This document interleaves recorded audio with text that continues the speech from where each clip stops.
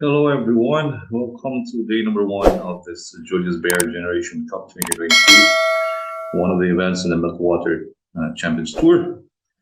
And also, I apologize for not doing any videos for the past, I don't know, past week. It has been very busy since the summer has ended, school is back. We have to do something in the morning and also teach in the afternoon. My body just couldn't take it. Yeah, if I make a video um, daily, but we'll see what we can do for now. But also, it was very hard. Let's say in the last tournament, the Seinfeld Cup, it ends around the 4 a.m. Yeah, 4 a.m. here in UAE. So it's too late also for me to do the recap. But this tournament, the Generation Cup, I will try. I will try. I won't promise, but I will try to do something and give some time for you guys because I miss doing videos for you guys, especially on this channel, Try to Smash Chess. Right, and also not only about missing things, but also one of my favorites, Vasily Ivanchuk, is back in this tournament, so that also gives me the motivation to do the recap. What I like about Ivanchuk is his colorful personality, but not only that, of course, his chess. It's enterprising. It's very entertaining, and he plays for wins. Yeah, and dynamic chess. That's what's good about Vasu. Okay, there's some problems with his nerves. Yeah, that's why if you look at, he was supposed to be a world champion back in the day. He was world number two in the 90s. Won Linares in 1991, beating Kasparov at that time, and could have been a world champion back then. But some problems with his nerve, especially in critical moments and in big tournaments, in the candidates and world championship finals also. Last time in the World Cup, he lost to Ponomarev in the finals. Okay, in critical moments, sometimes Ivanchuk is erratic, yeah. But chess-wise, I just love the way he plays. Okay, in round number one, okay, let's go through his games today. In round number one, he played against Pragnananda. He was actually winning. Pragnananda here in this position played okay, after Ivanchuk played bishop e3, he went for g5. Okay, due to time trouble, Vasily went for rook h5, and Pragnananda was able to escape and actually win the game, the process, with knight takes, bishop c4, b5, and he lost his bishop here. Takes an e6, lost a rook. Speaking of nerves, yeah, especially in the critical moments. Here, you can just simply play bishop takes g5, not a rook. It's different because now if knight takes g5, bishop c4, if you play knight e6, for example, there's rook g7. Because of the pin,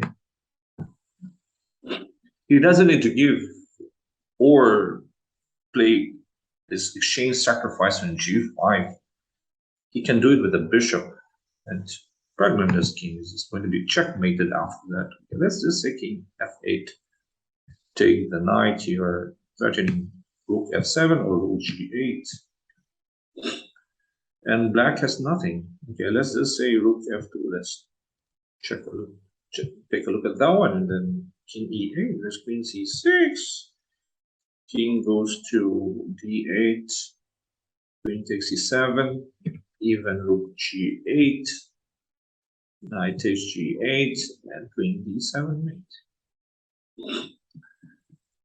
And I think here Ivanchuk had less than a minute and played rook takes g5. With bishop takes g5, it could have been perfect on the first day. Yeah.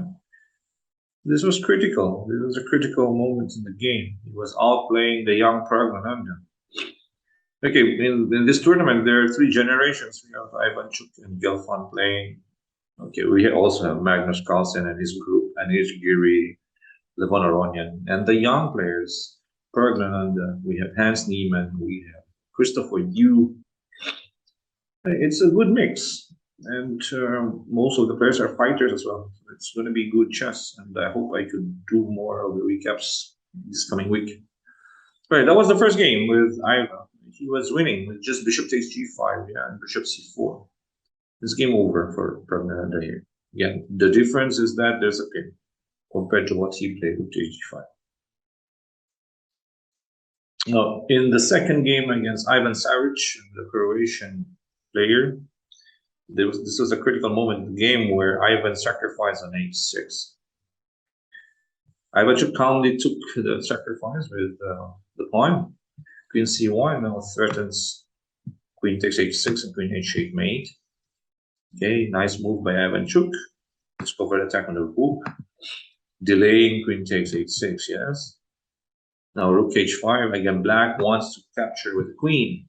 But now f5, although here bishop g5 was also possible, yeah. But maybe Ivanchuk was worried about the draw with knight takes g5, h takes g5, rook takes g5. Oh, he could just simply play king h8, by the way. He probably thought of rook takes g5, knight takes g5, queen takes g5 here, and maybe he will lose because there's rook e3 and h3. But with king h8, let's just say rook h5. He has rook g8, rook g7. But then he played f5, bishop f6, an important queen on c7, protecting h7. Rook takes e6, rook in g7, of course, protecting the king. Queen f4 back, takes on d4. Black also threatens mate on d1 coming up, yes. So the bishop moves. So h3, okay, luft for the king on h2. Bishop b6, g3. Okay, the main point of g3 is that black is trying to go for bishop c7 here and rook to d1. Yeah. So g3 is blocking this diagonal over here. So rook to d7, c5 takes, knight e5, rook d6, takes an e6, after knight g5, that extra piece is just too strong for black. Of course, rook g6, no counterplay without this. There's knight takes h3, yeah. Queen c4, just takes the rook, game over. Okay, some more moves, okay, one rook up, another piece, and he wins. So that was a good bounce back win after losing to Pragnananda in round number 1. And in round number 3, Ivanchuk simply was devastating and outplayed Anish Giri. Yes, one of the elites these days. Okay, this was the position. Look at how Ivanchuk executed the winning plan. Starts with f3. Giri's rook is out of place. He had to play rook h5. Ivanchuk pushes the pawn to e4. Potential pass pawn right there. Rook takes d5, e takes d5. Giri went for h5 because the bishop was attacking the pawn. Ivanchuk played a nice move f4, restricting the knight to go e5. This pawn restricts the knight to go b6. So king f8, king f2, b6, c6. The thing here was that if Giri tries to go for king e7, Ivanchuk was going for king e2, king d3. The two knights, unfortunately, are tied up, and they can't even move. Only the pawns can move. Let's say f6, for example, king d3. What can black move? All right, one more, maybe h4. Right, let's just say h4. Then I will push a4, and then you go a6, because there's the only available move. Here I can go back knight to f3 to attack your pawn, and this pawn should be over. So Giri had to play b6, but c6. He wanted to have that square for the knight. King e7, nice move by Ivanchuk again, clearing the way for the bishop. And g5 or f4. Knight into e5, bishop g5 check, f6, and the final winning move by Ivanchuk, Chucky on f6. Giri resigned. Of course, king takes f6. The pawn is unstoppable. c7. I just like how Ivanchuk plays. Yeah, he plays for wins, and the flow of the pieces when he plays. That's what I like, and that is as a fan and as a chess player. That's what I want to see. I don't like draws, these boring draws, especially with the elite. Yeah. But with Chucky, you expect good chess, entertaining chess. And in the last game of the day against Duda, another younger generation, Ivanchuk had this position and smoothly, easily came up with the plan. The winning plan starts with 95, threatens the rook. Okay, now let's just say the rook stays on. Okay, let's just say rook d7 trying to exchange, but there's takes. Take on d7 with the bishop. This is sacrifice here by Ivanchuk. If you take the knight, then Chucky has knight e6. If you take this knight, here rook takes d7, and then this call will check. And then here, take all the pawns. So now d5, the rook has nowhere to go. He was forced to take on d5, the bishop was forced to take, but now it weakens f5. Target. So Duda had to play b5 and Ivanchuk simply play c4, to open up this b5 for the rook. So Duda had to play f4, chasing b5, rook chasing b5. White is crashing into black's position. Takes. Bishop e7, protecting the knight. Rook f5. Right, creating weakness on the 7th. The b file and the 7th. Perfect coordination over here. Rook takes g3, bishop d5. Centralized bishop. Bishop into d6. Nice knight. Knight goes back to c4, attacking the bishop. It wasn't doing anything on a5. k5 check. Now Duda cannot play king b8 here because of the mate on a8, yes. So he's forced to play knight a6. The knight is pinned b4, bringing the pawn into the game. b5. Look at how Chucky, orchestrates. Is a musician. This is just good music. The pieces are in symphony. Knight, bishop, rook, stem the pawn. Trying to go for b5. Bishop went back to e7, b5. How do you stop the pawn push? No. You don't even have checks because, okay, you can have rook g1 check, but you can't go rook g2 because of the bishop over there. Nice centralized bishop protecting the knight on c4. The rook attacking on f7. This rook on the king.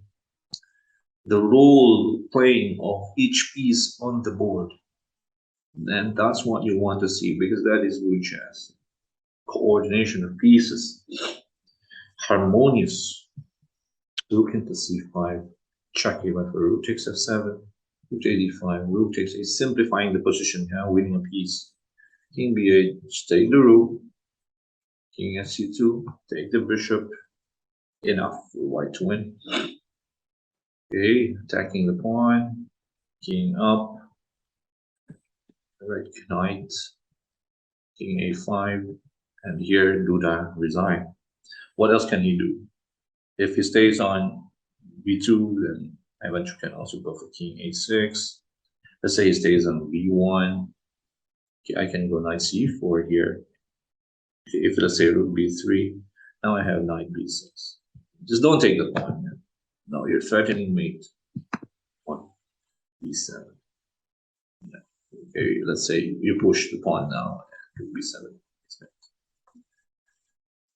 All right, a strong win, strong start after coming back for a very long time.